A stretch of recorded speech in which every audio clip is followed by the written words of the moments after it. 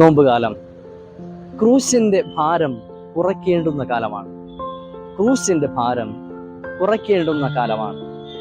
Golgotha മലയിലേക്ക് മരക്കുരിശുമായിട്ട് കടന്നു പോകുന്ന ക്രിസ്തുവിന്റെ ചിത്രം ഓരോ നിമിഷവും നമ്മുടെ മനസ്സിലേക്ക് കടന്നു വരണം.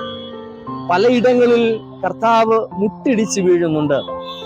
ഭാരമേറിയ ആ കുരിശ് ചുമക്കുവാൻ കഴിയാതെ വണ്ണം കർത്താവിന്റെ ശരീരം ബലഹീനമായി പോകുന്നുണ്ട്.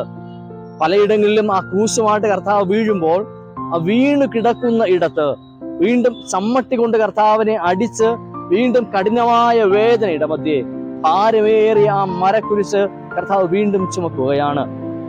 പ്രിയ ദൈവജനമേ, എന്തുകൊണ്ടാണ് കർത്താവ് ഇത്രയും ഭാരമേറിയ മരക്കുരിശ് ചുമക്കേണ്ടി വന്നത്?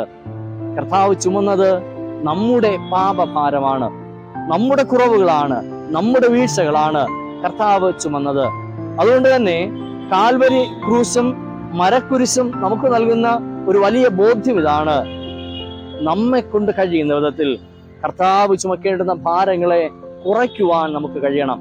നമ്മുടെ ജീവിതങ്ങളെ ഒന്ന് ക്രമപ്പെടുത്തിയാൽ, അരുത് എന്ന് നമ്മുടെ മനസാക്ഷിക്ക് ബോധ്യമാകുന്ന പല പ്രവൃത്തികളും നമുക്ക് മനഃപൂർവ്വമായിട്ട് മാറ്റുവാൻ കഴിഞ്ഞാൽ, വചനത്തിലേക്ക് നമ്മുടെ ജീവിതങ്ങളെ തിരിക്കുവാനായിട്ട് കഴിഞ്ഞാൽ, നമ്മുടെ പാപഭാരം കുറയ്ക്കുവാനായിട്ട് കഴിയും. അതുവഴി കർത്താവ് ചുമക്കേണ്ടുന്ന മരക്കുരിശിന്റെ ഭാരം കുറയ്ക്കുവാനായിട്ട് കഴിയും.